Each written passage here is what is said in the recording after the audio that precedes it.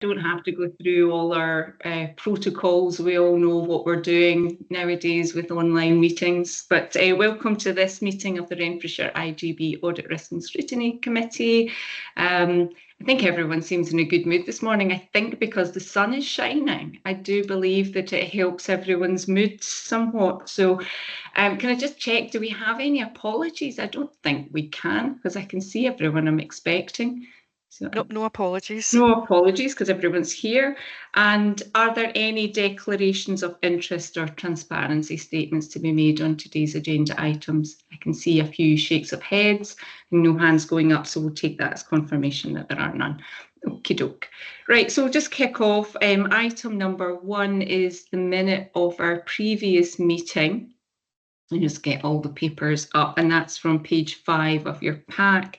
I don't turn the page off it in detail, but that was our meeting of the 15th of November last year. So just open up to any questions, comments, or factual accuracies that we need to pick up on. Otherwise, seeking just to approve that minute. Okay, content to approve, thank you. And we then kick off onto main agenda items, and we've got a few internal audit reports. So welcome, Karen. I'll hand over to you for the first one, which is a progress update. Thank you. Thank you. This report gives members an update of the internal audit plan for this year, and I'm happy to report that both assignments have been completed this cycle, and a summary of the findings are attached in the next report for yourselves, and also a briefing on corporate fraud arrangements will be delivered at the end of the meeting. Happy to take any questions. Thanks, Karen. I know the progress report always for me is a really helpful one, and because we've had a few changes in membership with both council and NHS members. So we instigated this a number of years ago, that we agreed regardless of what activity it was, there would always be a paper that comes that reminds all members as to what's been happening in the period, because we don't meet that often. So it just makes it, that's the go-to paper to understand what internal audit are doing throughout the year. And then so happens this one, we've got lots of detail all in the same agenda item. So thank you for that, Karen. So item 3, back to you again. Yep. This just gives you a summary of the 2 assignments which were completed this quarter. The first one was looking at financial planning processes within the IJB, and I'm pleased to see that it's a very positive report, despite it being a very complex area, and also because of the current financial challenges which the IJB is facing at the moment. But the actual processes in place were adequate. There is regular monitoring, and it's all reported to the appropriate people. The only issue that was identified was in relation to the medium-term financial plan, which I think is going to the main board next week. That one. And the second one was a review of the evidence that's used for the local code of corporate governance, and we checked a sample of the evidence and it was all satisfactory. Happy to take any questions. Thank you. I'll bring Lisa Marie in first. Lisa Marie. Thanks. No questions, but I just think when we're getting audits back on things like our finances and assurance, and it's coming back essentially saying all your work's done and it's very robust, we should note that it's a significant amount of work for Sarah and our team to oversee that, and I think this is a really positive audit at a difficult time, as Karen highlighted. So I just think as a audit committee we should note that, and also good to see that as usual we are up to date and meeting what we need to for the local code.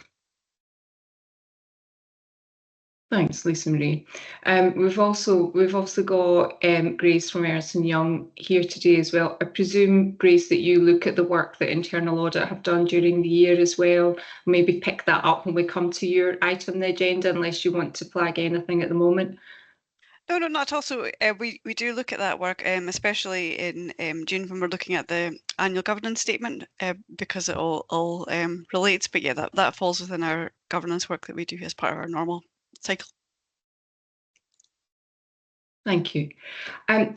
I have a governance question, and I was going to raise it here, but not necessarily related to the internal audit question. And it's probably about this committee.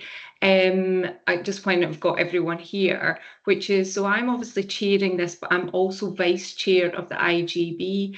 Now, I've put feelers out to understand what the position is across other IJBs, and that's not uncommon. But good governance wouldn't normally have a vice chair then chairing the audit committee. I don't think there are any rules preventing it. It's not in our any of our terms of reference that prevents it. But I think it's just something that going forward, as we plan membership, it is better practice not to have a vice chair of the board then being chair of audit and risk.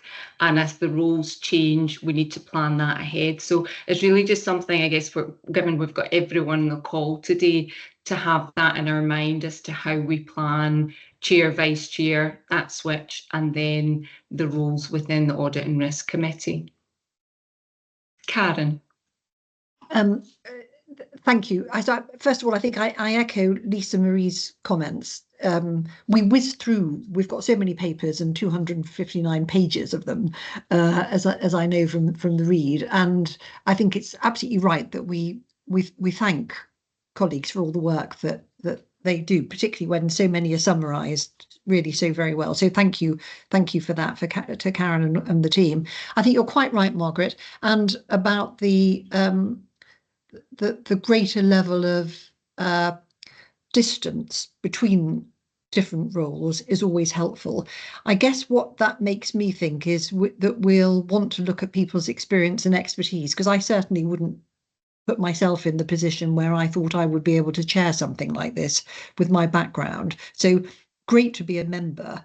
But I'm just thinking of, as we look to see who comes on, we should be trying, I think you're absolutely right, we should be trying to see if we can find people with the right levels of experience who can come forward and add the value that you bring, for example, to this.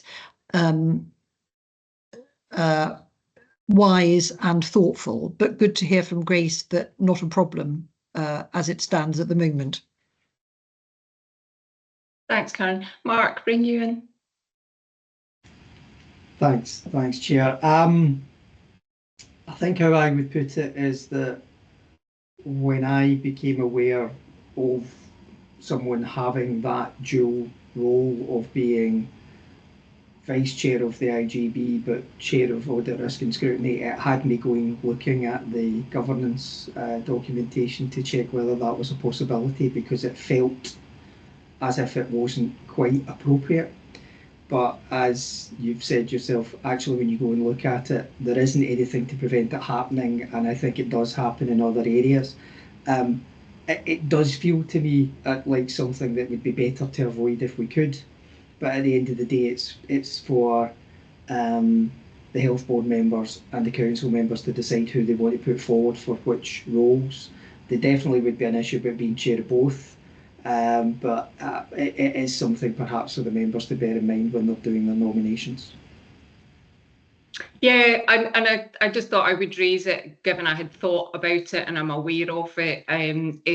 It won't, I don't think it causes us any particular issues. It's just something we need to be mindful of.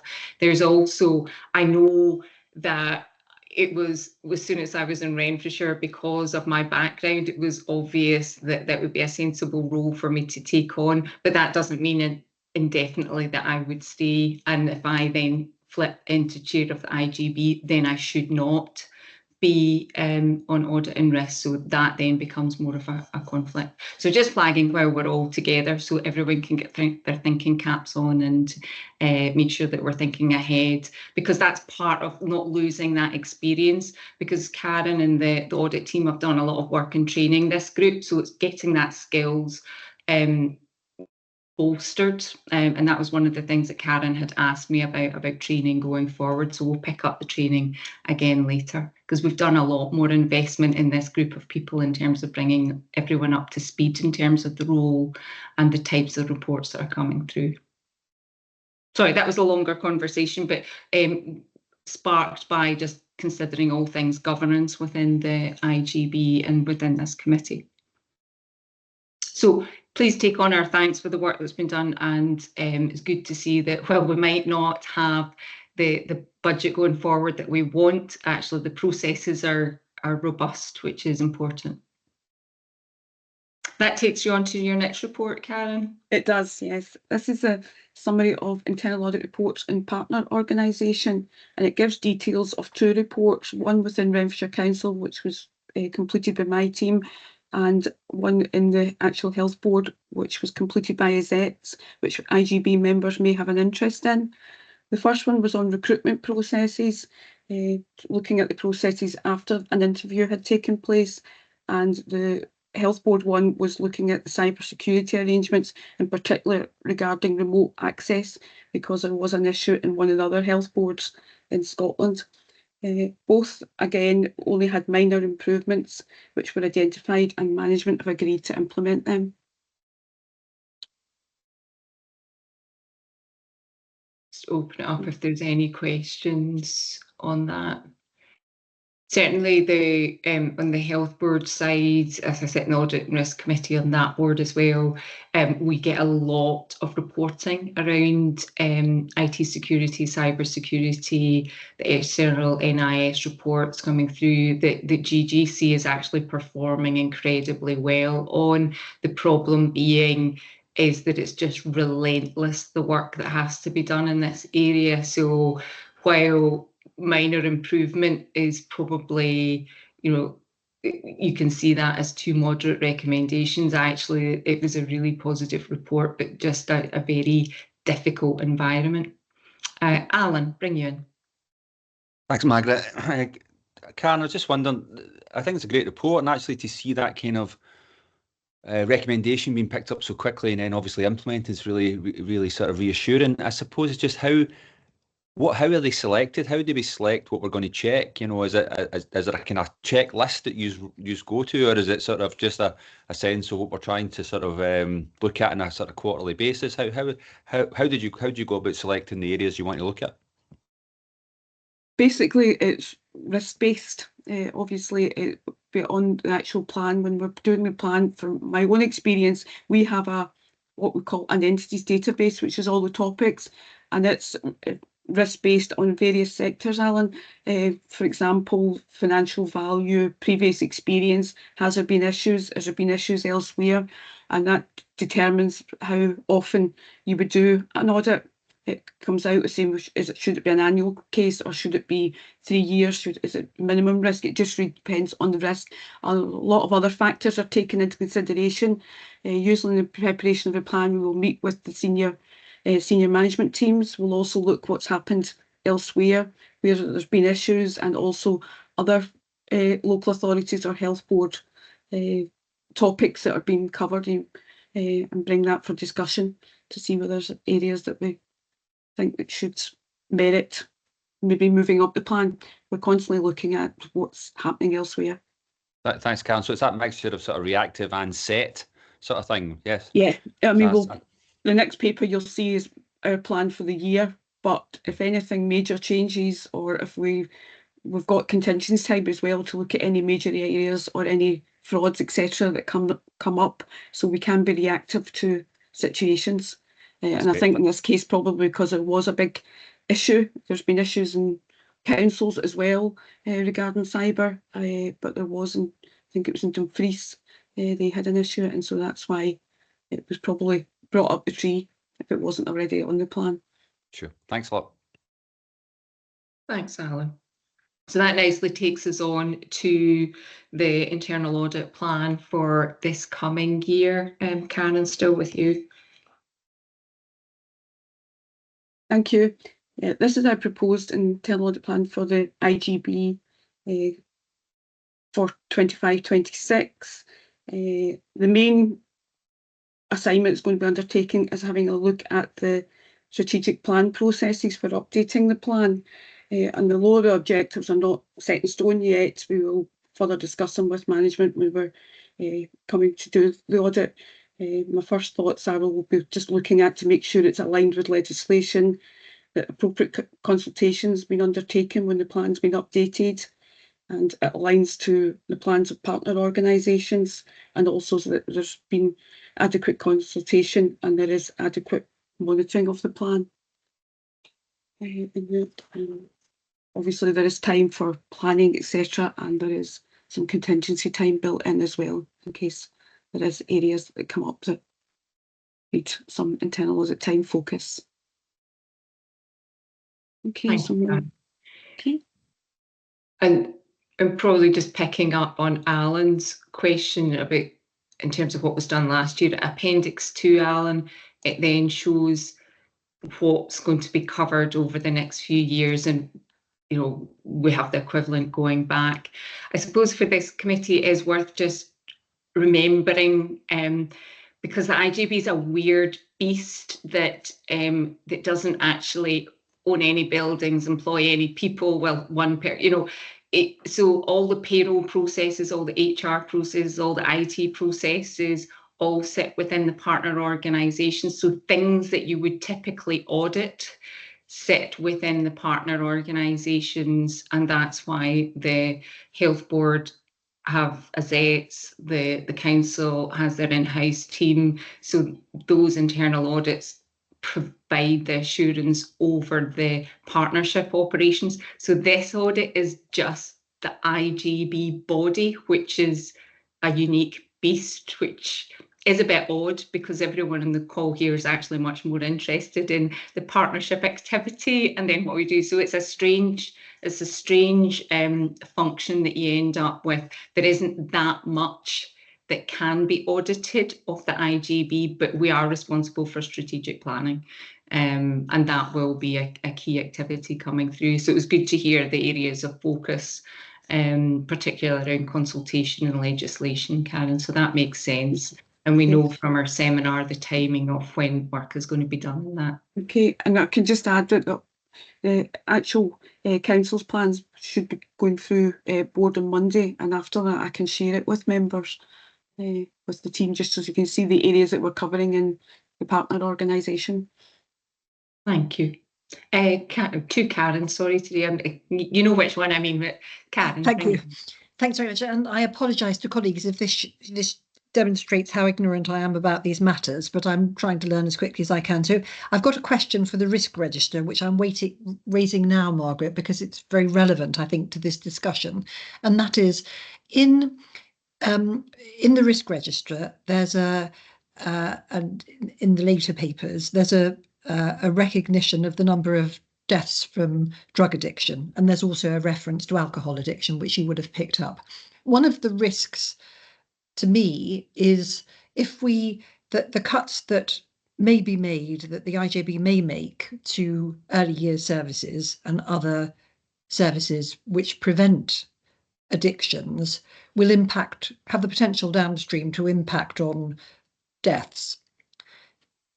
Is there a place for the Audit and Risk Committee to be mindful of that in any of these this work that we're doing around strategic planning, to be mindful of the impact of the cuts in some of those services, which will potentially, I mean, most likely, impact on our alcohol and drug rates, addiction rates, and our early deaths from them? And if so, do we clock that here? I hope my question's clear to colleagues. I think your question goes to the heart of what is our strategy and how do we get comfortable with our strategy around investment in different types of prevention work. Karen, I'm happy to bring you in and respond to that initially. I suspect the reality is that the skill set of understanding the implications of doing that is not an internal audit skill set, but I'll bring you in, Karen, to respond. Obviously, I mean, that is really an operational matter, but we would be looking at the processes around that, but we wouldn't probably have the skill to comment. We would be commenting if things weren't getting monitored or if things weren't getting delivered. We would be saying, you know, it needs management focus, but that's really as far as it would go from my point of view. David, do you want to pick up on the risk side of that and how it's because there are actions sure. against each of these risks? So the risk register itself is kind of pitched at that strategic level, so it wouldn't go into a lot of detail around some of these specific aspects, but around the savings in particular in the Sustainable Futures programme, what we will be doing is developing integrated impact assessments for each of the savings proposals that go forward, and they would be considered by the full IJB rather than just the Audit, Risk and Scrutiny Committee. But any risks that come out of those discussions and that consideration, then we would look to capture within the risk register where appropriate. I would just note in terms of alcohol and drugs, there was no savings put forward in that area in particular as part of Sustainable Futures in the current phase. So that's just to kind of note on that specific point. No, but if I can come back, there are savings that you know, there is talk about savings to some of the early years services, for example, and it's that I'm mindful of. And so the Population Health and Wellbeing Committee, of which I'm vice chair for the Health Board, is trying to quickly get the evidence that exists in some of these areas so that we can do this look across and say, what do we know which would be unhelpful for the health board and councils going forward? And unfortunately, you know, there's a lot that we don't know, but I'm just trying to do that sort of join up, Margaret, as you've been doing. So I think that's very helpful. And we need, that Population Health Wellbeing Committee needs to carry on doing this, seeking evidence for different interventions so that IJBs can make decisions in the light of knowledge. But where there isn't any, it's tricky, isn't it? So thank you all. I'm not sure that I've added much, but it's just one of those tricky areas, I think. No, I think they're fair questions, Karen. I mean, it's the processes are important, but actually everyone, whether you're sitting here as Audit, Risk and Scrutiny member, actually our concern is much wider around the impact and services and the effect it has on people within Renfrewshire. And so we don't want to get too tied up in whether it's a process or not. We have to think beyond the individual tasks and think, well, what does that mean for people, which is what you're doing, which is, they're absolutely fair questions. But for Karen's purposes, we are content to approve that this is the audit plan for the IJB. So it will have a focus on the processes around strategic planning, which I think will give us a level of assurance that the work has been done legally and in the right timescales and in consultation is what we're looking assurance on. Then the questions around the impact and performance, that goes much wider in terms of operation, and that sits at board level within the IJB, not within the subcommittee. Thank you, that was a helpful discussion. So thank you for those reports, Karen, and we'll pick up on the training piece at the end. Thank you. Yeah. So that then takes us on to our other auditors, our external auditors, and Sarah, you'll be introducing, but I don't know if you just want to go to Grace or if you want to. Yes, more than happy just to go to Grace, given that it is all her work, not mine. At this stage, Sarah, at this stage. Thank you, Chair, and good morning, everybody. This is our third year of our 5-year appointment as external auditor, so I'm going to try and not to be too repetitive. I heard what you said earlier about the number of papers on the agenda, Karen. And as you would expect, then our approach actually doesn't change significantly from year to year. But we structure our plan into 4 key sections. So the first section really is just summarising the key risks and the approach to the audit for this year. In section 2, we try to set out contextual sector developments, including the Scottish budget and reports on the NHS, councils and IJBs. We weren't able to highlight, to discuss Audit Scotland's most recent financial analysis of the IJBs by the time we had to get this draft into management for papers. But I was very impressed that management actually managed to get a paper on it later on in the agenda, because that only came out last week, so I thought that was really good. But I guess that the messages from the Accounts Commission and from Audit Scotland are very clear. So in relation to the IJB sector finances, the word that they use is precarious, and they do signal the need to be transparent with communities about what this precarious financial situation really means for services.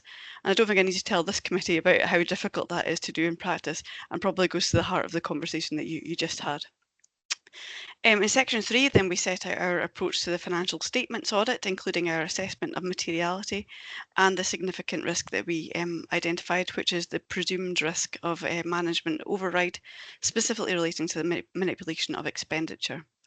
We also set out our assessment of materiality, where we have applied the same approach as in prior years, and is therefore set at 1% of the IJB's gross expenditure, which we expect to be at around about £4 million. And the reporting level for any errors. So that's the level at which we would report back to this committee about if we identified any errors in our work, and that is about £200,000.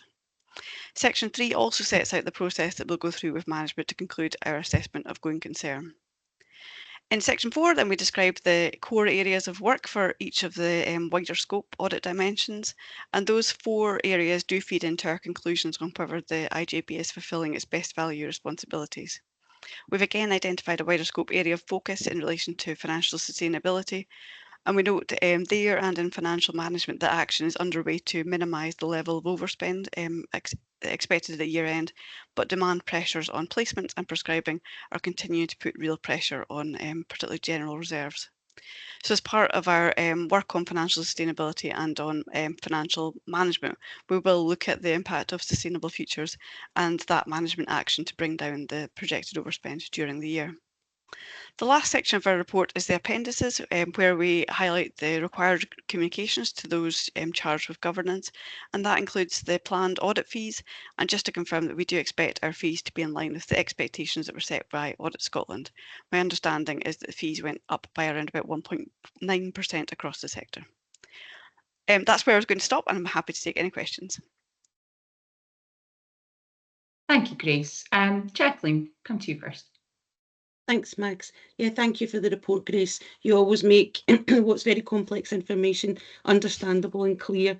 Thank you for that. And I just wanted to say, I think the word precarious and you know, outlining that is really important, not just for this committee, but for an IJB, we're having to make some very stark and difficult choices. And I think having an external report that makes that clear and transparent about the financial position we're in helps us as an IJB and helps maybe, you know, public facing partners understand the position that we're in, even if they don't like some of the decisions. To have that there is helpful for us. So thanks very much for that. Thank you, Jacqueline.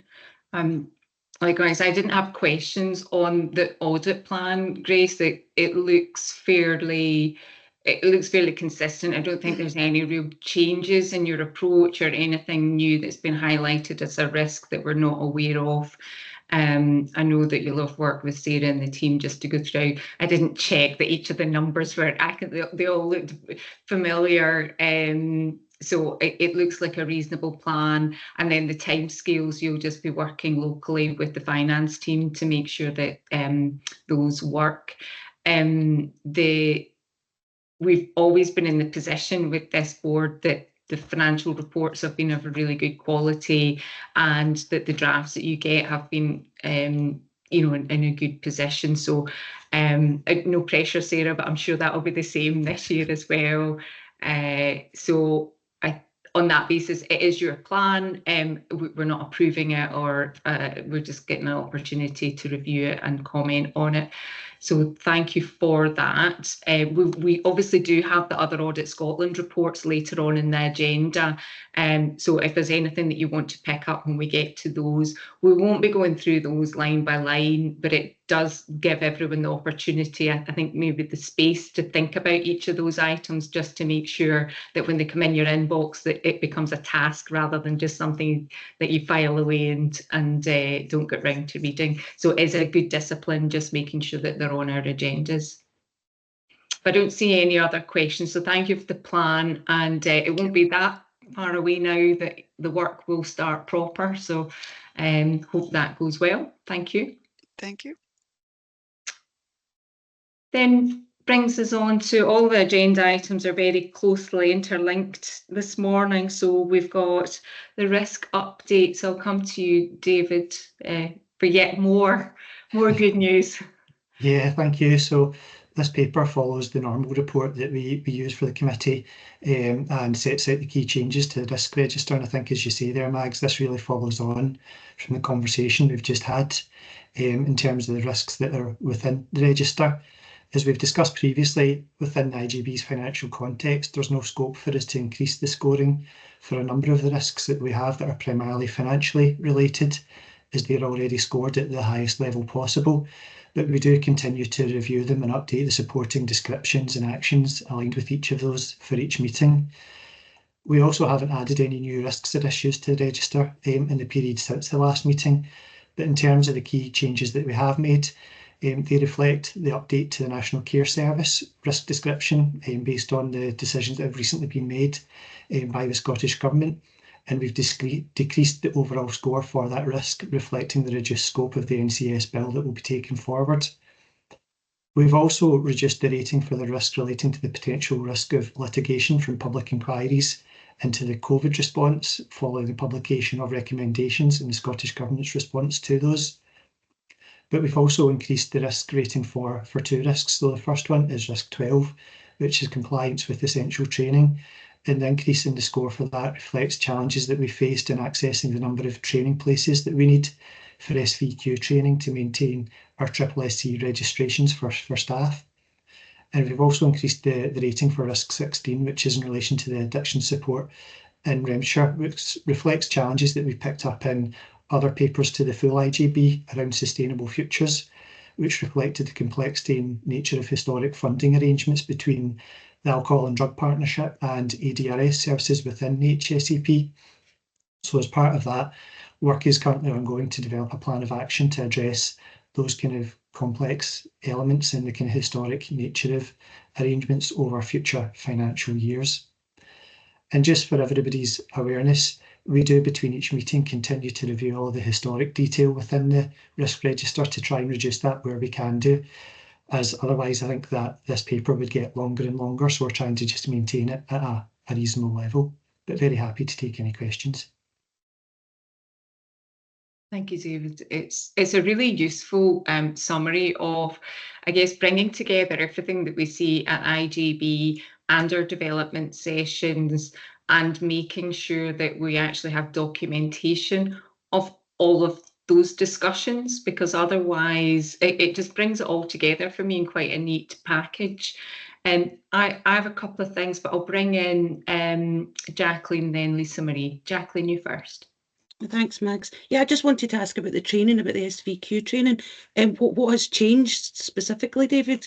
If just to get a wee bit more detail on the landscape and what's different. So I'll ask Karen to come in on the kind of detail of that from the care at home services perspective, but the risk itself is around access to the number of places externally for training. So what we've seen in the external market is a reduction in the number of providers or the number of places available for us to access the training. And we need to put staff through a certain number of throughput per year, but that's become challenging with the number of places available. So we have been looking at what alternative mechanisms we can put in place to address that. But I'll just ask Karen to pick that up very briefly. Yeah, so what we have is a number of staff who we've still got to go through. So we had a time scale, as is every care at home service, had a time scale to get staff through their training with ourselves, given the size of our care at home service. We have a number of staff who've still to complete their SVQ training. We have gone out to the external market, so doing a kind of combination. Jacqueline, of it internally, still getting staff through our training section, but also using external providers. And as David said, the market for external providers providers hasn't been great, and it takes quite a long time. It's over a year to train a trainer. So to get even us to look in-house in terms of training a trainer, it takes quite a substantial period of time.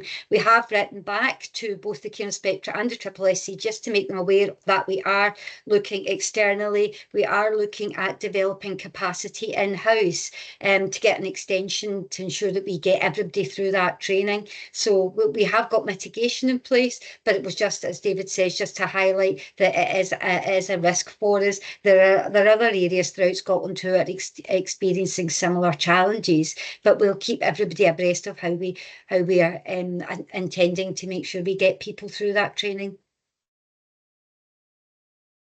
Thanks for that. Thanks, Max.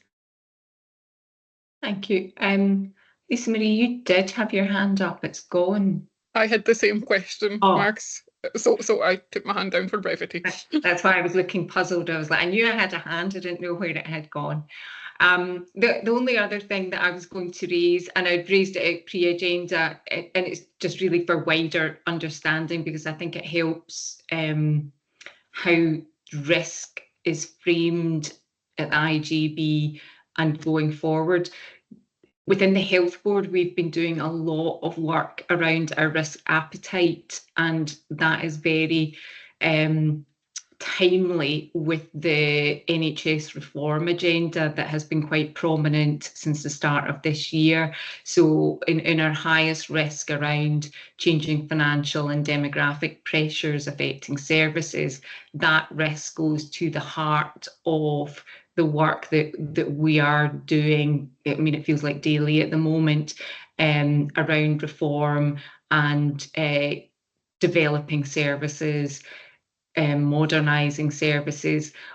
Well, and there's a lot of risk that comes with that, but with risk there is opportunity to actually improve our services. So there's a lot of work that's been done that will filter through across partnership services, and the HSCPs are a key strand in that change and reform agenda coming forward. So we can't go any higher on risk on this. But actually the conversation we had at Health Board is we're actually comfortable with taking a high risk approach because we need to make change. Just staying the same is not acceptable because we won't shift the balance of care, we won't improve our performance. So there's a lot of work being done around how do we maintain patient safety and services, but actually change the way we do things. So I think we'll start, for those of you, Jacqueline, who also sits on the Health Board, you'll be seeing more and more of this as well, and it will come through the IJB's work and our strategic planning work as well. Karen, I know you're new to the Chief Officer role, but you will be involved in all of these discussions. I don't see any other questions, David, on the risks. So I guess do we approve these? What are we being asked? We do. We ask the committee to approve the changes. Yeah. I think based on the conversation, I think we are content to approve the update to the risk register. Thank you. I see nods. Thank you. It takes us on to item 8 on the agenda. Still with you, David?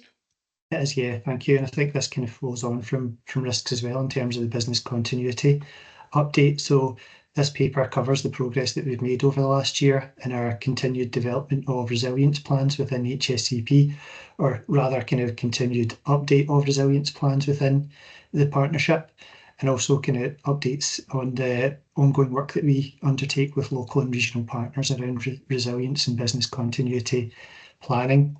So it follows on from the update that the committee received last March and sets out the work that we've taken forward over the last 12 months in terms of actions that we've been able to progress, some actions where we've not made as much progress as we would like, but it also takes a 12-month forward view and sets out the actions that we're going to take over the next 12 months as well.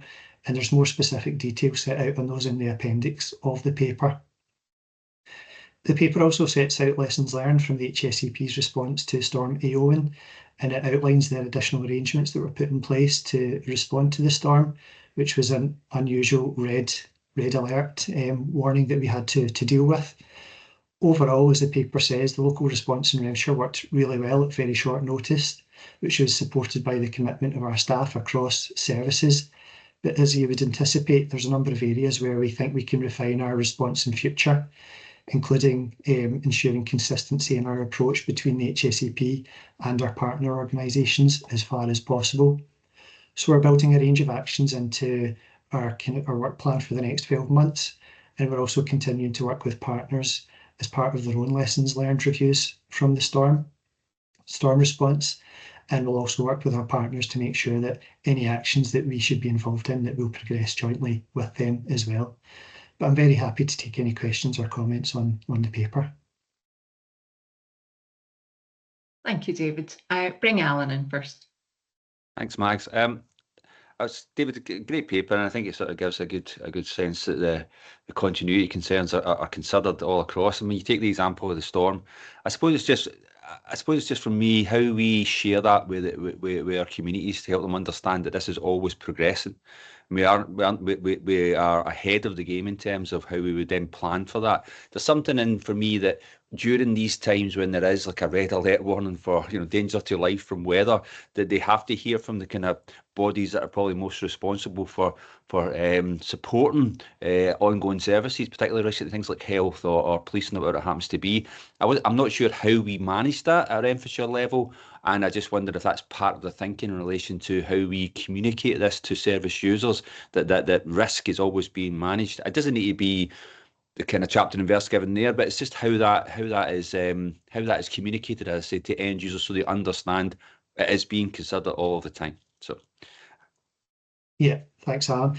I think it is complex, and as you note in these situations where there's a number of organisations that are involved in the response or are providing services locally that people need to be aware of. So certainly we were liaising very closely with the Health Board and with council comms teams to make sure that messaging wherever possible was aligned and shared in the same format. We do provide kind of regular updates around contingency planning, perhaps around wider considerations such as power outages or kind of plans for national power outages. And we're working with council colleagues to develop communication plans around that are more preemptive. So it does kind of give people updates around work that's going on or planning that individuals within the community can take forward themselves without it being just in response to a particular situation. We're also working with providers and other partners as well to ensure that business continuity planning is part of everybody's role, and that everybody is doing this on a kind of preemptive and proactive basis rather than just when required. Thanks, David. Karen, did you want to add to that? Yeah, David's just picked it up around the work we do with all our providers, Alan, in respect to their business continuity planning and ensuring that for those services that are out delivering on behalf of us, that we are clear and confident that they have got appropriate continuity plans in place, and that things like the learning that we have from storms is shared with them as well. So in those discussions, we are sharing any learning from us, any learning that they had. But just to reassure, if we use the red weather warning, we started that communication, that conversation with our third sector providers really early on, just to ensure that they felt ready, as well as our internal services, and then discussions afterwards about lessons learned. So that's been an ongoing iterative process. Margaret, it's okay. I come back in. That's great, Karen. That's actually what obviously I was looking for in terms of the answer in relation to the sector. Two things. Obviously, lots of third sector organisations will get that first line of response of people panicking a little bit, maybe in those circumstances due to the way the media maybe treats some of this stuff as well. But just that aspect of if we're communicating with our third sector partners, they can be a really good source of calming that panic as well, making sure they understand the health and social care are well primed for this, etc., etc. So it's a two-way street there. Thanks, Karen. Thanks, Margaret. Okay. Frances, can you come? Yeah, just quickly, Alan, I'm happy. Obviously, we've got the third sector forum where we meet regularly outside the sort of more general providers forum. So I'm happy to link in with Alice and suggest that we could cover this off at the next agenda and just ensure if there's anything else that we'd want to strengthen around that, and reflections from the storm, happy to pick that up. So thanks, Francis, that'd be great. Thanks. It's something that has been a common topic over the last month. Gosh, it's nearly 2 months ago now, isn't it?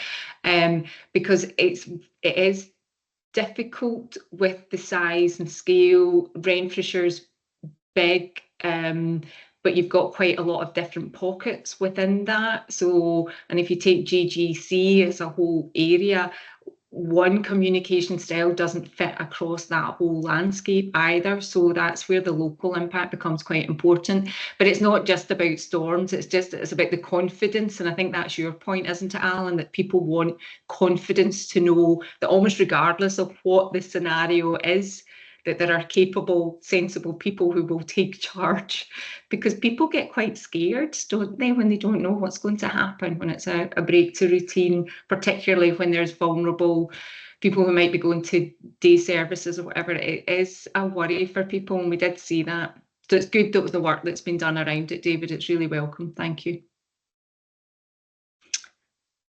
So that takes us on to item 9. So we're on to health and safety and clinical governance update. So that's Pauline, welcome. Yeah, thanks, Mags.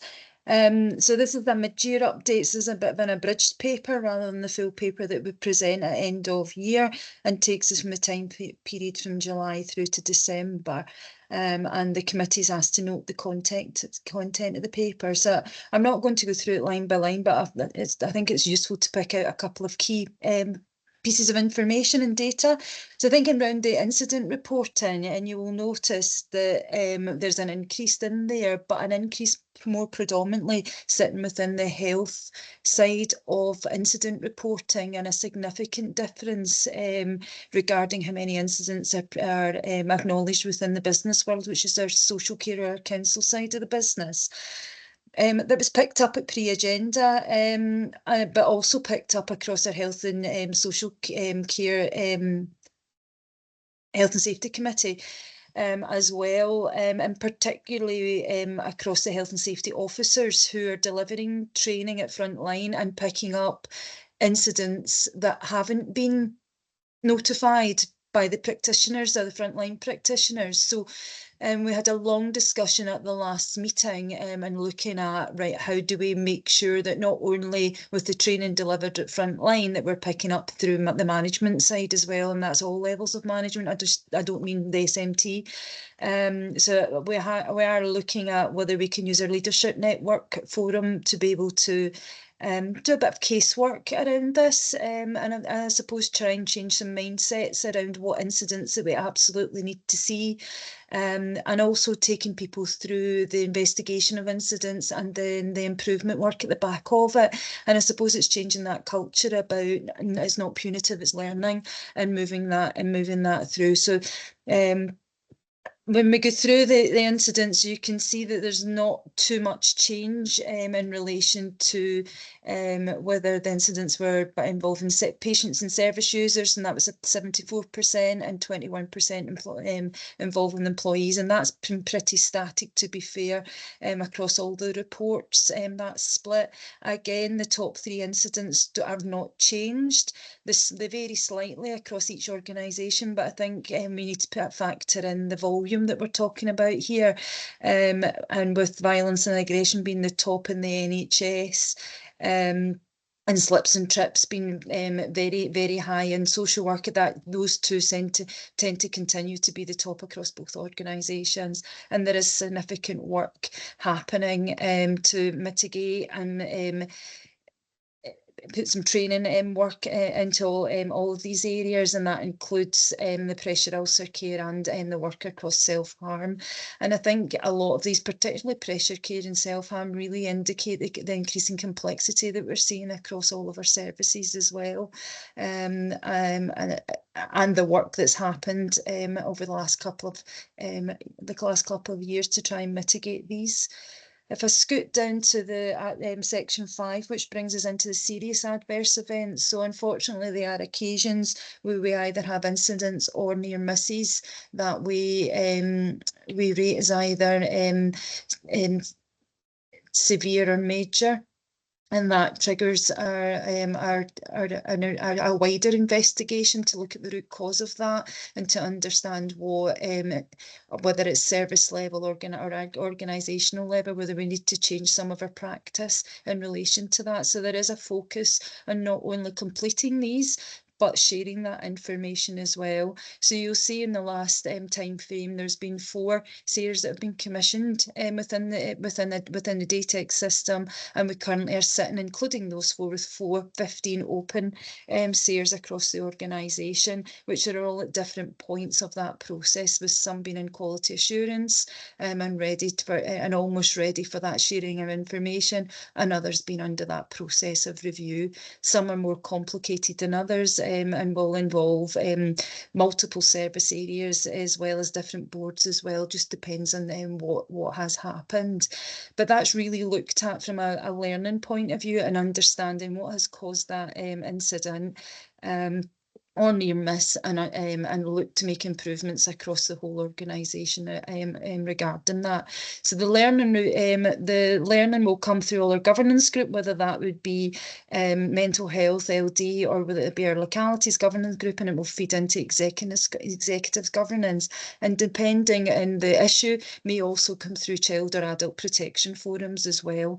So there is a process across the board that allows us to share these widely and look for improvement work across service, and a feedback mechanism as well to ensure that that's done. And if I move into health and safety again, ridders, there have been 6 reported ridders within this time frame. They're all being investigated by health and safety staff members, and that be you'll see there's a relatively equal split across NHS services and social care services. And again, the improvement work around that or any learning is shared through the Health and Safety Forum as well for other services to pick up. And the last thing I really wanted to pick up, and that's we've mentioned training before from a different vantage point, but it's about the statutory and mandatory training across the organisations. So you can see for the health side of the business, we are green apart from our fire safety, which is just sitting below 90%. I can tell you that is green now. It's scraped up above 90 in January, but obviously this is out with our reporting framework, and that's tantamount with all the support, the managers and the engagement from the staff to be absolutely clear in their roles and responsibilities for completing this training. And again, through social care, members will remember we had some challenges getting these reports, and in the last year they've made significant input. And they're gradually increasing, and we would be looking for them to be around about the same level of target as our health colleagues. So we would be looking for above 90%, but with some of them in the last 12 months starting at a 20% compliance, we've made significant inroads. And there's a push across the 2 areas that are sitting slightly below everything else, and that's how to spot a fish and information governance. And the managers are working with their staff to support that completion. Priority training as well is a sharpened focus for our NHS staff, particularly around health and safety. We raised our compliance target from 80 to 90%. Just as we got to the 80%, we moved it to 90%. So there's a significant piece of work across all 3 modules, which is sharps, compliance, moving and handling, and falls. And you can see falls is just sitting below the 90%, and we're gradually increasing the others. And again, it's an enormous piece of work, making sure that all the housekeeping is absolutely correct, as well as supporting our staff to complete this.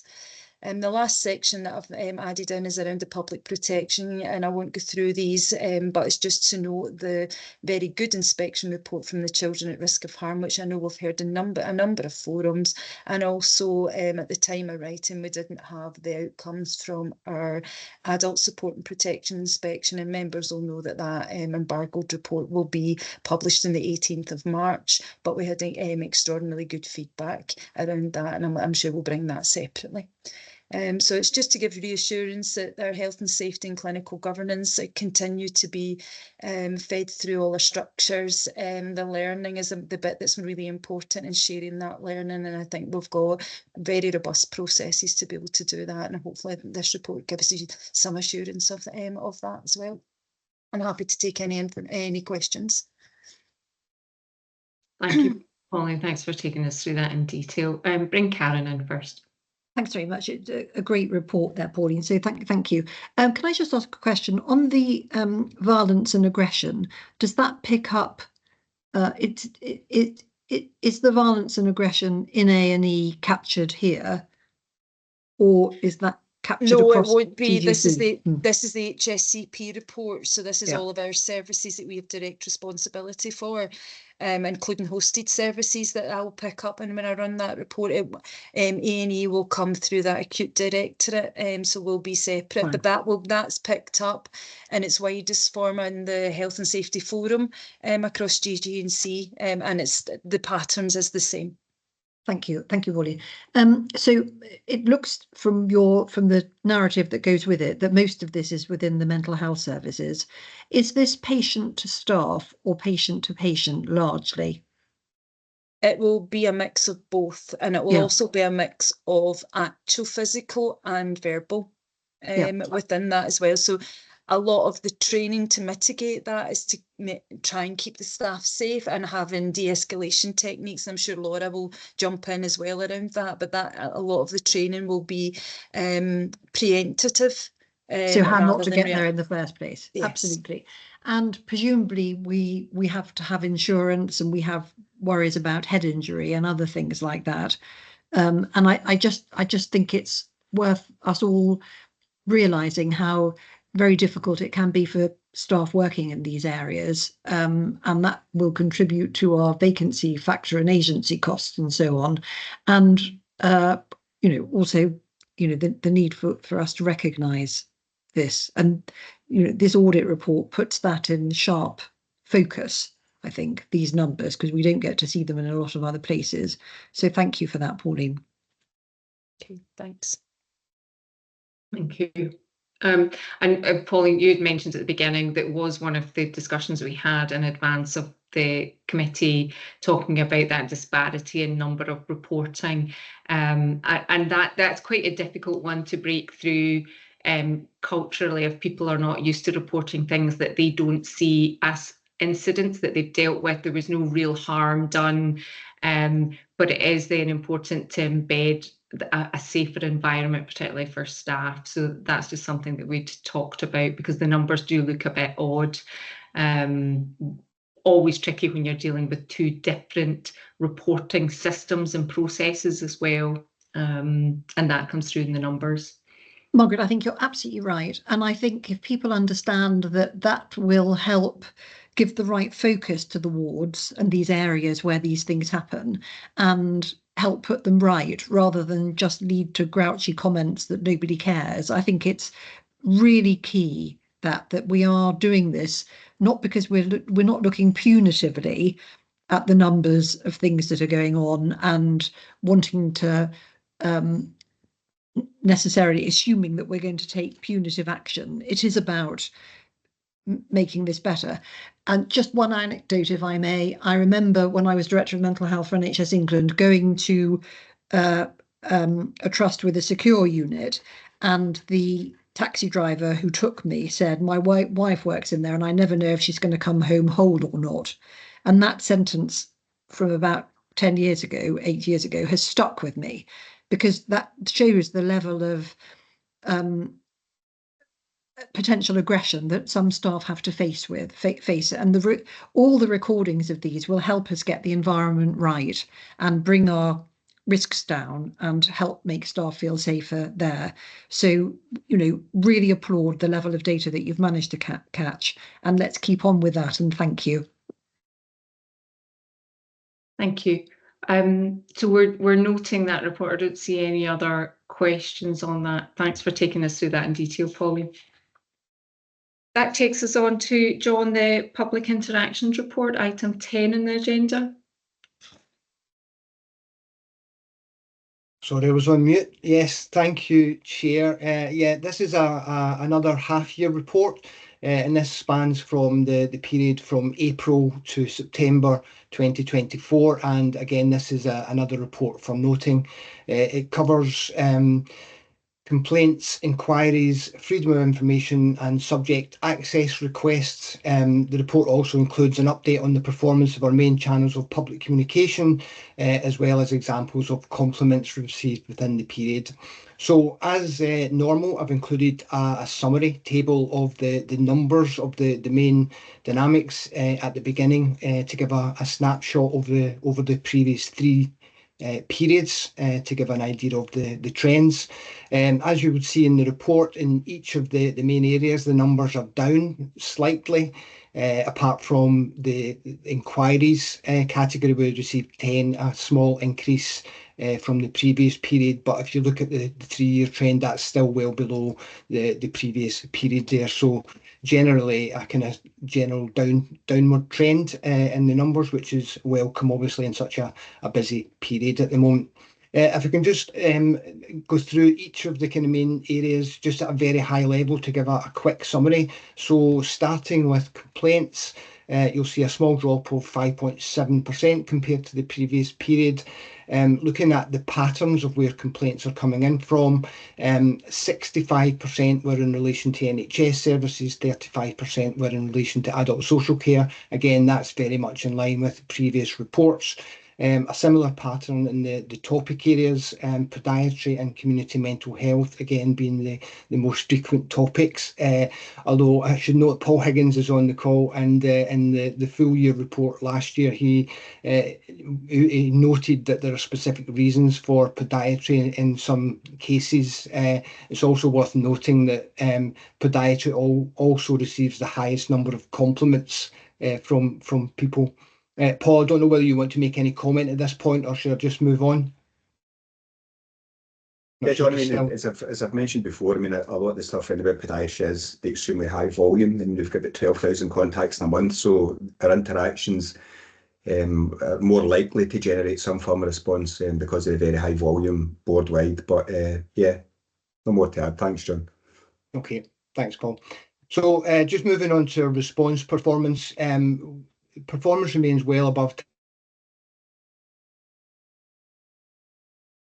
Stage 1 complaints were closed within timescales.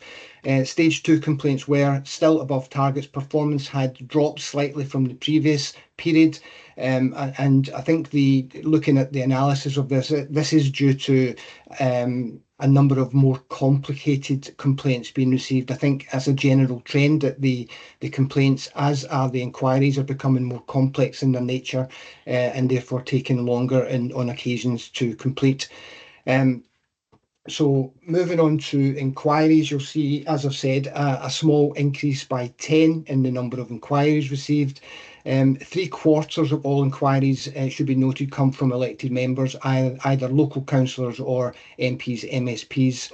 Although we're seeing a wider range of inquiries coming through rather than all being related to specific topics. You'll notice, and I think this was flagged in a previous iteration of the report, that the top category in inquiries at this period is other. And what this means is that there's been a lot more different inquiries coming in about a range of topics in small numbers, in numbers so low that they don't necessarily justify a category all of their own. So some of the examples that we've included in the report now show some of these include things like inquiries relating to new build facilities, inquiries about individuals, breastfeeding, vaccinations and Sunshine Club, just to name but a few. But there were quite a significant range of inquiries coming in. on that. Performance for inquiries is dropped from previous years, but again, it remains well within targets. And I think that's reflected similar to the complexity of some of the inquiries, as well of well-documented staff capacity issues sometimes. Moving on quickly to freedom of information requests, quite a bigger drop here, down by 20 in that previous period, 28% drop. Half of these requests come in from members of the public, and again, mainly similar spread of areas of interest to the previous period, with requests for financial information remaining the highest category. Performance in the time to get back is pretty similar, 86.3% completed within time. Subject access requests, again, another one that's down in number, down by 15%. And again, nothing much to call out here. All were completed on time, and no kind of main issues to flag or identify. We don't normally go into much detail on the communications area, but just a note, I've had a few queries on this recently, but just to indicate that on our social media channels, in line with Renfrewshire Council and quite a number of other public sector organisations, the HSCP have stopped posting on the channel X, formerly Twitter. And again, this is just a national kind of trend that a lot of these public sector organisations are not making themselves available on there, just because of the amount of bots and kind of negative narrative that's going on there. A lot of the accounts, including Renfrewshire Council, have moved over to Blue Sky, which is a new one that's been generated. The HSCP haven't yet developed an account on that, but we're monitoring. It's still very low numbers, and we're not clear yet whether it's going to be a stable channel going forward, so we're keeping an eye on that. So that was all I wanted to cover. Chair, happy to take any questions. Thank you. Jacqueline. That's a helpful run through. Thank you. Jacqueline. Yeah, just to say, John, support the decision to move away from X. I raised it at council as well, and I was glad that we had done that. But you're right, I've moved to Blue Sky personally, and it's not taken off the same. I'm not getting the same information that I got before. And although I'm happy not to be on X, I do miss it, because of the kind of really up to date and immediate information that I got. So I'll also watch this space and see if there's other forums that pop up. And the only other thing I wanted to say was, it's always nice to read the compliments. As councillors, we always get the negative complaints, and as I've always said, it can skew your perspective on what's happening. So it's always nice to have that balance and see the compliments. And I had to visit podiatry lately, Paul, and that's another compliment for you. So I was very, very pleased with my appointment. So that's just on a personal note. Thank you for that, Jacqueline. Thank you. So we're content to know the report, but I actually do think that raises an interesting point around communication, because we've talked about communication in terms of the rest of business continuity. Certainly within the health board, communication is a huge challenge, and the changes in social media, we don't really want to be favouring or following something that it takes a lot of investment to set up, but then doesn't have the reach. So it does raise a general challenge for how do we communicate with staff, patients, service users generally, when we can't rely on Twitter becomes X, becomes a really quite, some of the messages I was starting to see was really quite unpleasant. So like you, it's a good decision, but it does open up a wider challenge for us. But we'll not cover that one today, but I've noted that away for something that we do need to think about in more detail. Thank you, John. That takes us on to two reports from the Mental Welfare Commission. So I'll hand over to Laura for the first one, the Stobhill report. Thank you, Laura. Okay, thank you, Chair. This is the first of two reports from myself today, and the first paper summarises the announced visit of the Mental Welfare Commission to the Nairn ward, Stobhill, on the 22nd of October 2024. Nairn ward is one of Renfrewshire's adult mental health acute admission wards, which is currently decanted from Ward 3B, Leverdale, to allow for reduced ligature and environmental improvement work to be undertaken. So the full Mental Welfare Commission published report is attached as an appendix to this report. So section 4 of the report highlights the 4 recommendations for improvement made by the Mental Welfare Commission. And whilst it was acknowledged that there was good evidence of care planning and patient involvement, several care plans were noted to require to be more individualised and detailed. And recording across MDT meetings and care records was also highlighted as requiring improved detail and consistency. However, the Commission also provided feedback on a range of positive practice and findings, evidence during their visit, and that's summarised within section 5 of the paper. And in particular, the Commission was really impressed with the planning that was undertaken to prepare patients, families and staff for the transition to Nairn ward, which is actually some distance away, as you'll know, on the Stobhill site in Glasgow.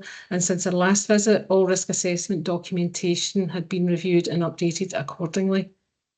So for the committee's assurance, as always, action plan recommendations will be progressed and monitored through the relevant RHSCP and board-wide governance structures.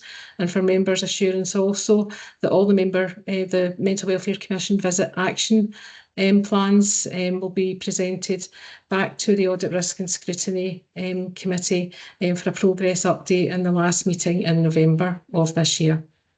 Happy to take any questions on that one. Thanks, Laura. Jacqueline. Yeah, thanks, Chair.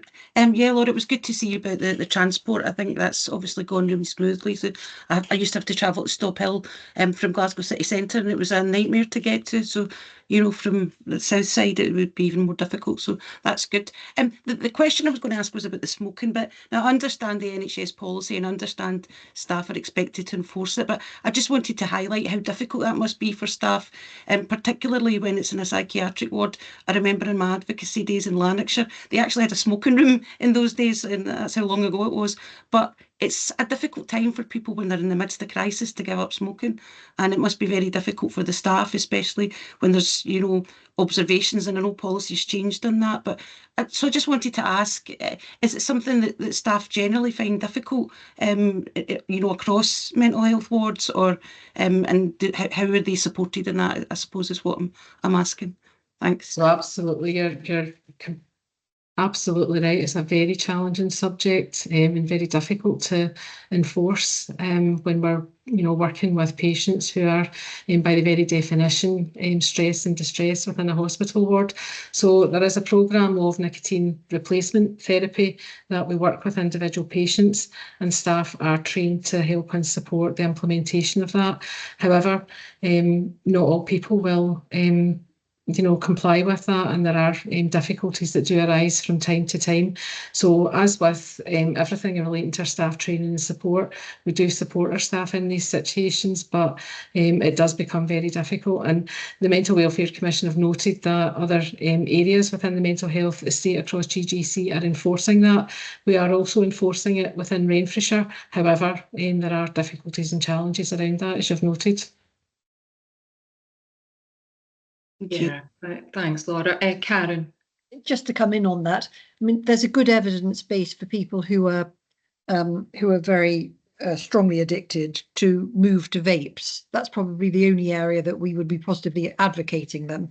So I think nicotine replacement therapy will be very challenging for our patients in our wards, but there are alternatives, and I'd be very keen that we should look to those.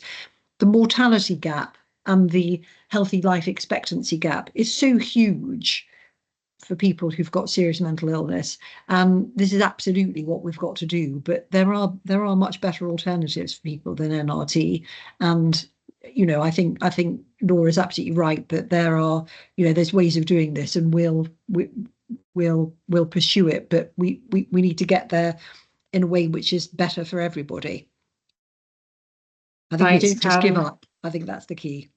Thanks, Karen. I think you're right. I mean, I've mentioned NRT as one of the ways, but vaping and other areas would be looked at also.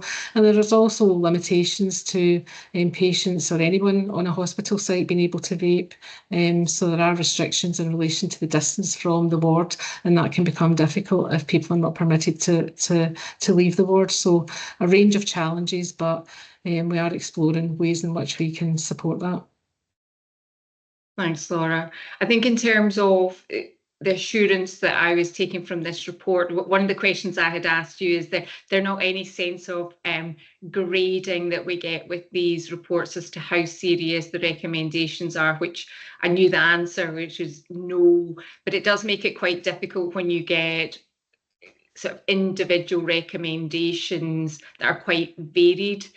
Finding ashtrays with cigarette butts is, in terms of the risks to patients, are a very low level risk to things that we need to worry about as an IJB. So I think it would be helpful for these reports if the Mental Welfare Commission gave some sort of context for the recommendations, because they are sort of left hanging in their own. But actually, within this group, we can read through and make sense ourselves that actually, while there are recommendations there's nothing in this that's particularly worrying for us. It is my takeaway from it. And actually, there's quite a lot of assurance you can get. If that is the type of recommendation that's coming out, then there is a lot of good that's been done, and the positives are coming out in that as well. Not least, there's still conversation we have, but I think in terms of the essence of what these reports are intended to do is flag up real concerns and issues that need to prompt action, which we are following up on, but there's nothing in there that's ringing alarm bells for us. Thanks, Mags. I mean, I think I would certainly flag anything to the committee if it was felt to be of a more serious nature or something that we absolutely had to be aware of. And I can, in future, put a section in just to cover that in relation to our assessment on the Mental Welfare Commission's recommendations, if that would be helpful to the committee. Yeah, and I hadn't really felt it was a gap in terms of your cover paper, but I think it is just that sense of, all right, how important are these collectively? And I think actually it would be helpful, but I can understand why they don't do it, because it maybe gives false assurance, but actually, you know, there are always things that can be improved on. You know, we know that in all aspects of our processes, but when you get a report from an external party like that, you really want that sense of, generally, is there something that we need to urgently action? And I think that would come out, but they don't say the corollary. They don't say it when it doesn't exist. So that's where we just need to pick through and get comfortable with. So maybe I'm just being lazy because I want someone to tell me it's all okay. Okay. So can I just come back on that, because I guess I'm getting to know the Mental Welfare Commission a little bit better now that I've moved up here to Scotland, and I guess what they're trying to do is to reduce the disparity in health outcomes between people who've got serious mental illness and learning disability and those who haven't. And smoking is such a core feature of that. So for them, they may well disagree with you. Sitting here in the audit committee, I think you're absolutely right. You know, this is about major risks and major issues that we should be concerned about to the safety and of our patients and our staff and so on, Margaret. Where they'll be coming from is looking at the health outcomes as well. And so smoking is one of the biggest killers. It's a huge resource to the NHS. And so they may not think, putting my feet in their shoes from my recent conversations, they may not agree with this if they were here. I just raised that. I get that, but equally, we don't police all of our acute sites. There are ashtrays everywhere outside all of our acute sites, so I don't necessarily believe that's a disparity, that that's a wider issue. But we drifted. Laura, I'll come back to you to close this. So I'll just come up very quickly. In terms of the Mental Welfare Commission, they had concern that potentially patients who may be found to be smoking on site, which is illegal, may receive penalty notices, and that was their concern in relation to patients. That makes sense. Thank you for that. So do you want to take us on to the next report, Laura? Okay, the next report is Mental Welfare Commission towards 37 and 39 Stobhill. The first thing that I would like to flag to committee, with my apologies, is that at section 1.7 contains inaccurate information, and it should read as follows. This paper summarises the announced visit of the Mental Welfare Commission visits to Ward 37 and 39 of the Royal Alexandra Hospital on the 19th of December 2024. Both wards are acute admission wards for older adults with functional and organic mental health conditions, which include dementia. Section 4 of the report highlights recommendations for improvement made by the Commission on their visit, and for particular note into the committee as there were no recommendations made for Ward 39, which is an excellent outcome. For Ward 37, there were 5 recommendations made, and whilst the Commission did find a range of good practice and good evidence of care plans and risk assessments, all of those scrutinised did not reflect expected consistency in quality, content and currency. And some areas of recording were highlighted related to required consultation with proxy decision makers. However, the Commission were assured that this had happened, and at least one of the family members that they had spoken with said that that had happened, but it wasn't recorded on the appropriate documentation. The Commission also provided feedback on a range of positive practice and findings during their visit, which is summarised in section 5 of the report. In particular, verbal feedback to the ward hospital managers, the Mental Welfare Commission described their view of Ward 39 as exceptional, and the ward demonstrated excellent person-centred care, record keeping and adherence to legislation and policy guidance. In both wards, MDT reviews were well documented with clear actions and outcomes. In both wards, all documentation relating to the Mental Health Act was in place and up to date. And as with the previous report, the action plan recommendations will be progress monitored through the relevant RHSCP and board-wide governance structures. And again, the action plan for 37 and 39 will be included in the final year update to this committee for action plan progress. Happy to take any questions again. Thanks, Laura. Lisa Marie. Thanks, Mags. I suppose a comment and a question. Firstly, the fact that there are no recommendations at all for Ward 39 is fairly extraordinary. It doesn't happen very often that we get no comments whatsoever for something in terms of recommendations, so I think that's excellent and should be noted, and I hope that's been fed back to the staff. In terms of Ward 37, my slight concern, as always, although I have to say I think the narrative in the paper makes me a bit less concerned, would be around things like getting to know me records and anything where there is a limit to freedom. So when individuals lack capacity and someone else is taking those decisions, and I see that it seems that we are having conversations but not recording them, and I've asked Laura this already at pre-agenda, so she knows what I'm asking.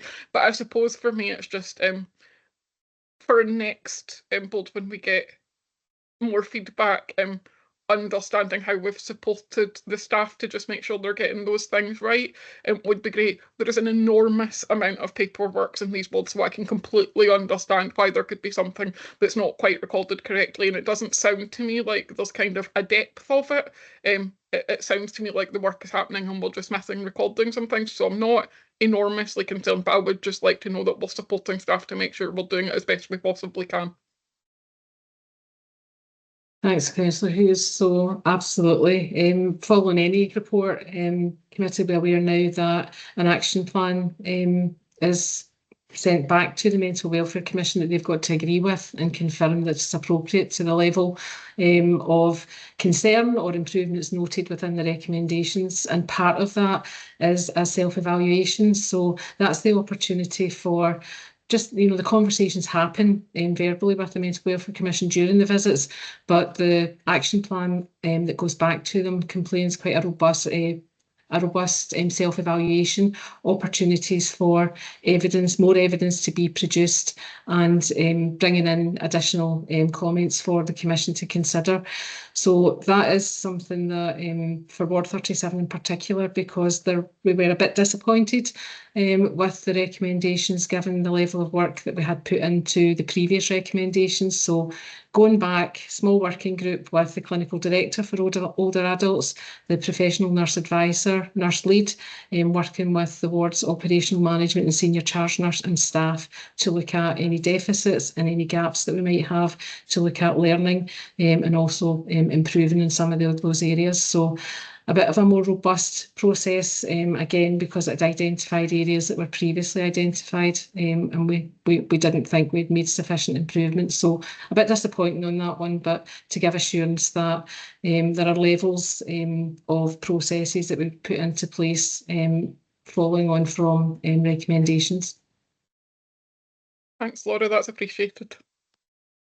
Thanks, Laura.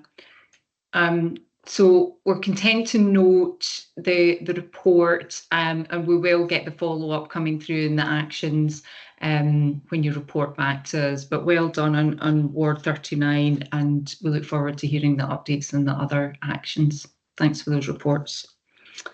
So that now takes us, we've now got 3 Audit Scotland reports, Sarah. I'm not expecting a full presentation all on these. Do you want to say anything in particular? I'll hand over to you.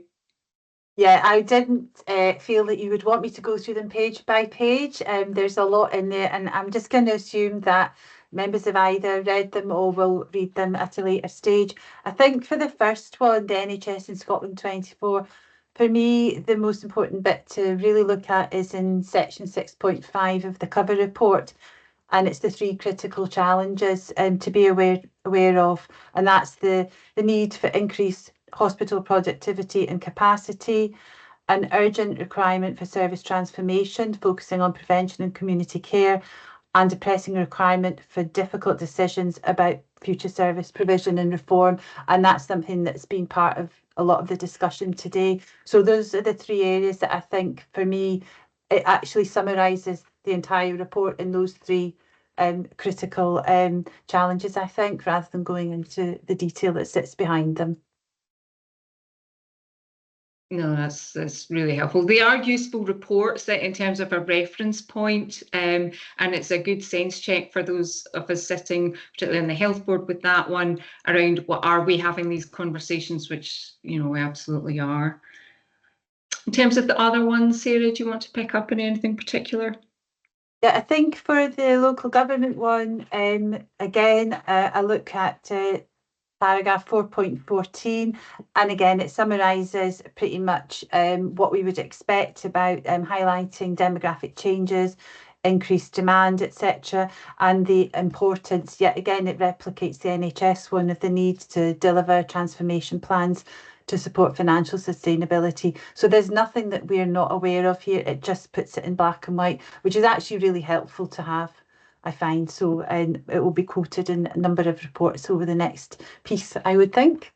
So that's the only comment that I would make about that one. Thank you. Likewise, good for context, good for forming questions.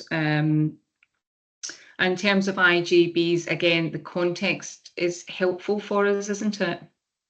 Yeah, and I've referred to this in the medium-term financial plan and also the draft, the budget paper as well, because it came out just at the right time. I think I had a day to get it over to Audit, Risk and Scrutiny. So actually, whilst there's not a lot of detail in it, it's really very helpful because it does summarise a lot of what we've been talking about, and it helps us see an overview that actually Renfrewshire is really not alone and actually is performing a lot better than a lot of other IJBs at the moment. So I think it's a really helpful report, and it does spell out very, very clearly the position is not good right across the country. So and again, that's in section 4, the IJB financial performance. I won't go through that, but that's got some really clear messages for us to take on board, and that's all I would really comment on. Thank you. I'm not proposing to take questions from members on this because I think that you will have questions that will inform other parts of your day jobs and part of the IJB and thinking. So I hope that makes sense, but obviously it's not to stem any discussion on it, but I think it's been peppered through the whole meeting anyway. So thank you for that. What I'm going to propose now is if I just jump to item 17 and just confirm that we've got the proposed dates for the next cycle of meetings, and that we will continue to operate online unless anyone has any strong views otherwise.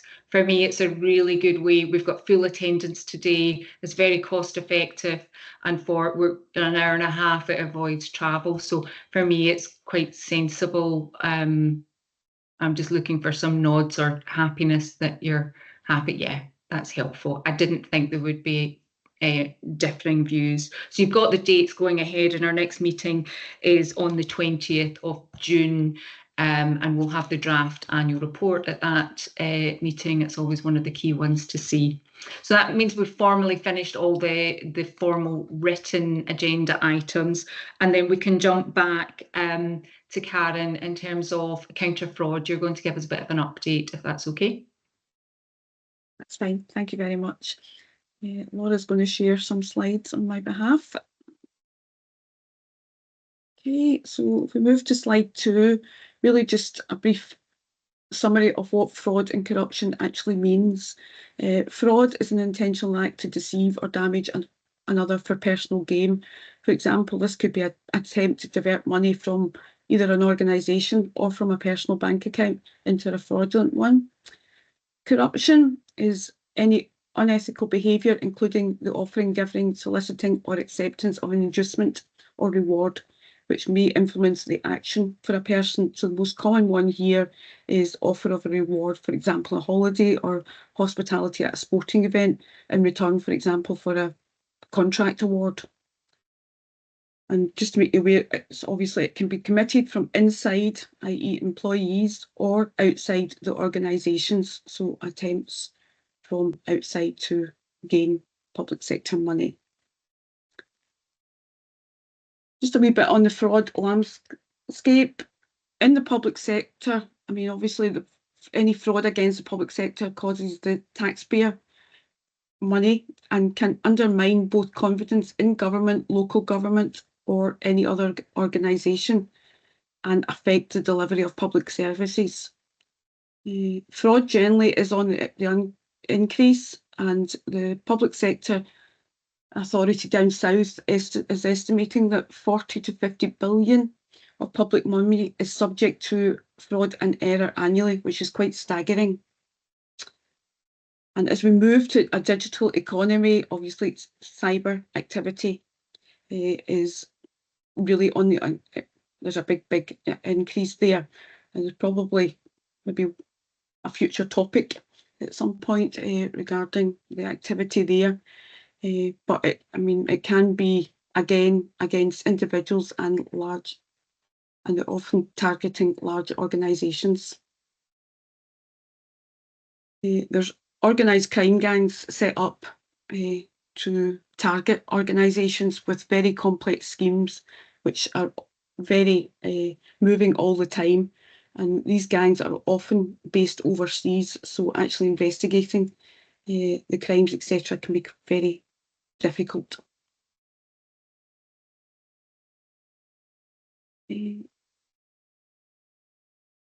There's one theory of why does fraud occur, and there's a theory regarding a fraud triangle, which is a combination of 3 factors. The first one is pressure, so this can be financial or emotional force pushing towards fraud. Now, for individuals, this can be really, it can either be they're under financial strain or it can be pure greed. Opportunity, this means that there's obviously an opportunity within systems, etc., to allow fraud to occur. And this could be as a result of lack of good internal controls in place. But again, I mean, you can have controls in place for many years, but they have to change because fraud becomes more sophisticated.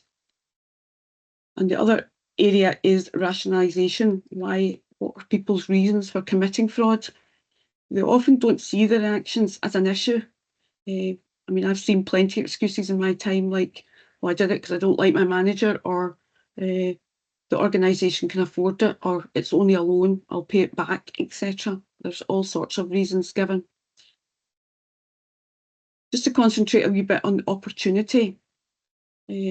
Poor systems of internal control can arise due to lack of procedures and policies, management and supervision of staff, authority levels or checking, having access levels, giving people too much access to, or having access over several systems, not having appropriate segregation of duties, so one person can do everything, or there's not good controls over physical security of assets. And we really have to be constantly reviewing the systems in place in order that we can counter fraud coming into the systems.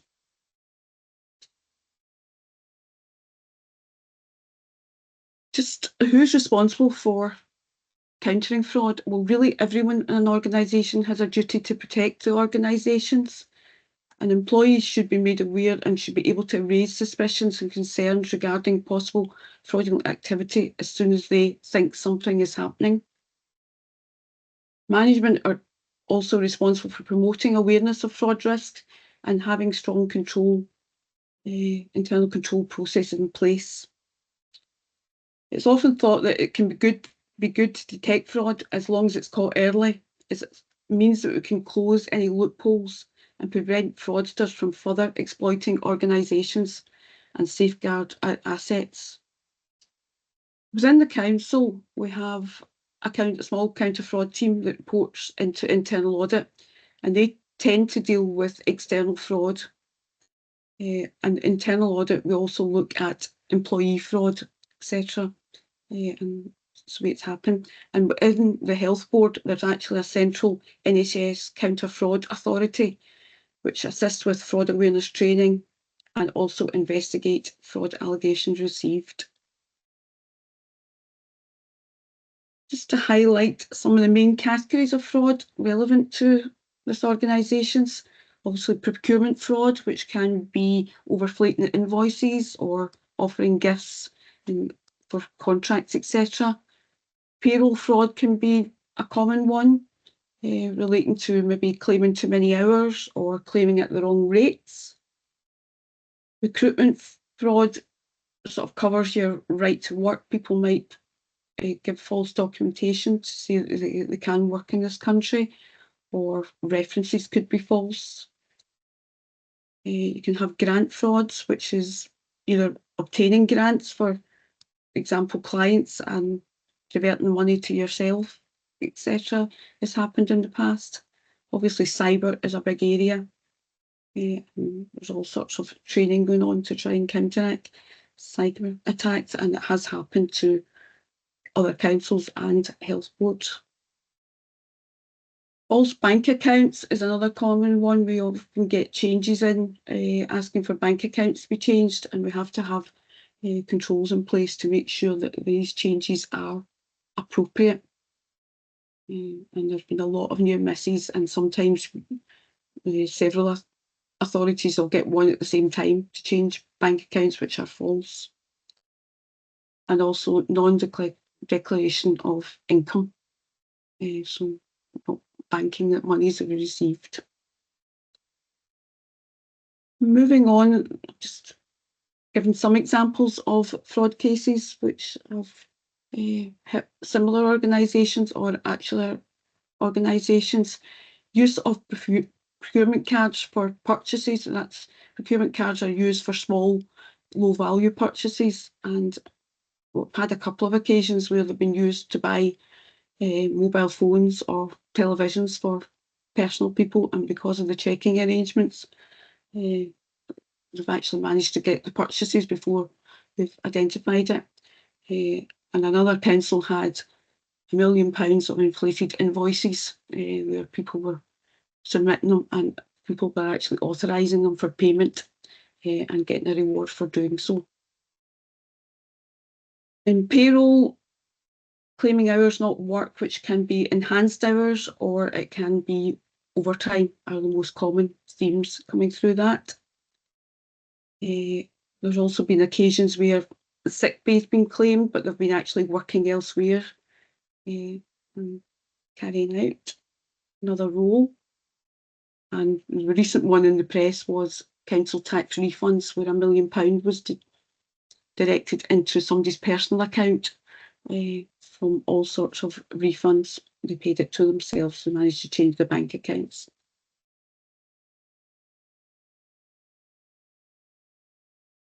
Obviously, we can't eradicate fraud from our systems because there'll always be different methods that come into force, but we try and minimise the risk as much as possible.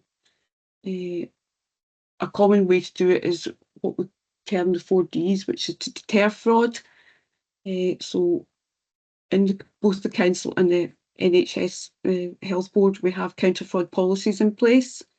We also do a lot in terms of counter-fraud awareness, and there's an ILM course on fraud.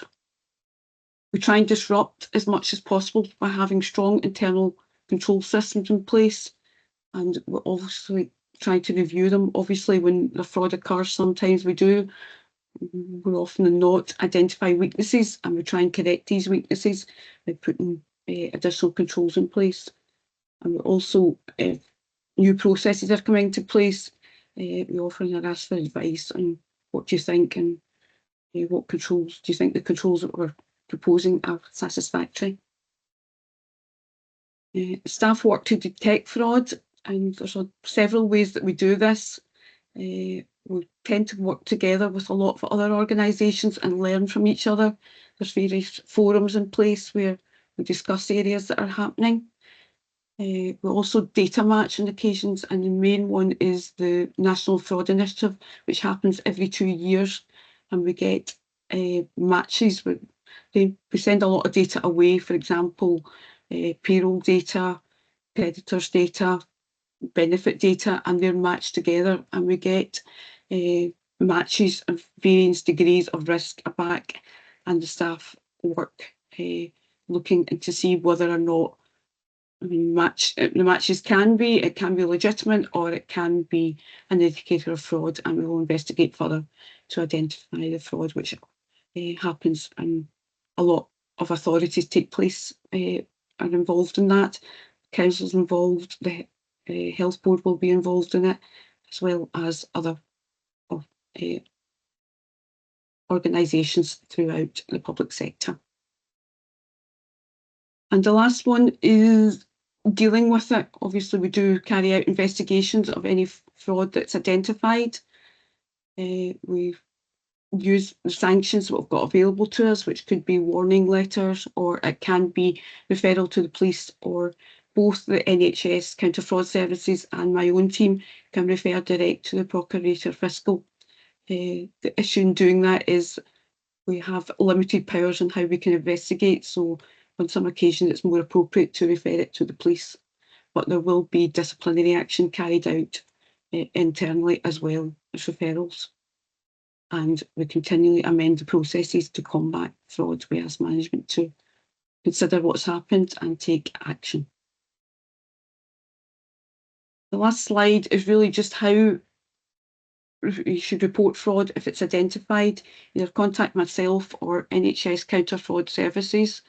There's online forms on both websites, and there's contact details there as well. And we also have counter fraud hotlines, and if we do get one for any other fraud investigation body, we will refer that on to give you assurance.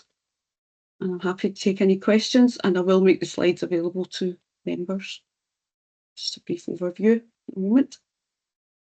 Thanks for that, Karen. Karen, jump in. Just a very quick question. That was very illuminating, and most grateful for it. Do we have internal comms campaigns sometimes? You wouldn't want to probably run one indefinitely because people stop seeing things after a while, wouldn't they? But just reminding people what's acceptable and what isn't. Some of the things you've told us, do we do that? Do we across our buildings? We do actually in the council. Yes, we do have things we generally promote the online training when it comes on force. We also actually go into groups and give training in at team meetings, etc. as well. And we do occasionally, we have got things on our intranet and our council's website. But we are looking at further ways of how, because obviously it is a big area and a lot of money is there. So we are looking at other ways of doing it, Karen. Do we do it within the NHS estate as well? We do. Great, thank you. And obviously there's loads of cyber campaigns going in both organisations. I'm aware of that happening. But it's also taking things, you know, isn't Yes. it? It's. Thank you for that. And I guess linking back to the sort of formal agenda as well, we have a responsibility as part of the external audit work to the fraud risk is an assumed risk.